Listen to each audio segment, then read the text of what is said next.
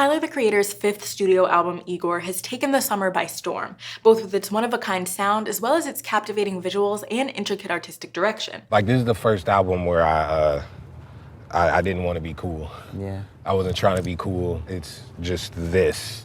There. Yeah. One of his most iconic looks from Igor was his blonde wig, glasses, and brightly colored suits, which we see in videos for tracks like Earthquake, New Magic Wand, and even on his limited edition album cover. Tyler's given us limited edition covers before, like the deluxe cover for 2013's Wolf by Mark Ryden, and these alternatives always give fans yet another way to visually connect with the project. The Igor cover shows Tyler wearing the suit, wig, and glasses, and since it's remarkably different than the regular edition cover, we wanted to find out how the piece came together. He messaged me multiple times before I finally saw that he had messaged me and that he had a project that he wanted me to work on. That's Mr. Lewis Rossignol, an illustrator based in Maine whose art combined hand-drawn pictures with curated photographs. Genius spoke to Lewis about his involvement in the project and what it was like to work with Tyler on the design. He asked me to do a portrait of him, and he said he was going to have other artists do portraits of him that he was going to be using for an upcoming project.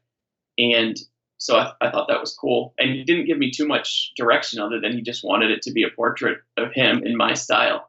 And so I did that. According to Lewis, the artwork we saw was the final version of about 40 different renditions that began coming together in 2018. So when I did the first version with the pink glasses, that was before I got really any direction from him. Besides, he sent me one photograph of himself wearing that blonde wig that he wears for the Igor album. The reason I included like the cockroach on his shoulder is because of the Yonkers video that he has where the cockroach is crawling around on his hands and stuff. He loved it, but he was like, I don't really want to do a cockroach because, you know, I'm moving forward. I don't want to focus on stuff I've done. So Tyler and Lewis continued to exchange ideas and landed on what would be the almost final concept. I mean, I've got boxes and boxes of old photographs. And so it was like just going through them, trying to pick which ones I thought might fit the vibe of the portrait itself. And so I ended up sending him quite a few versions with different photographs before we finally settled on the ones that we used. He actually sent me some of his own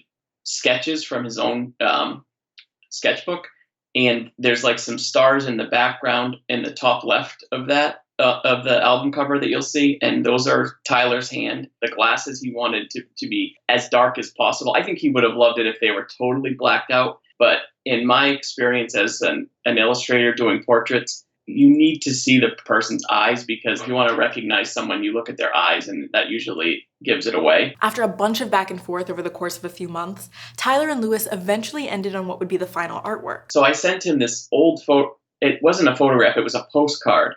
And there was like two people in the ocean, and there was also a dog.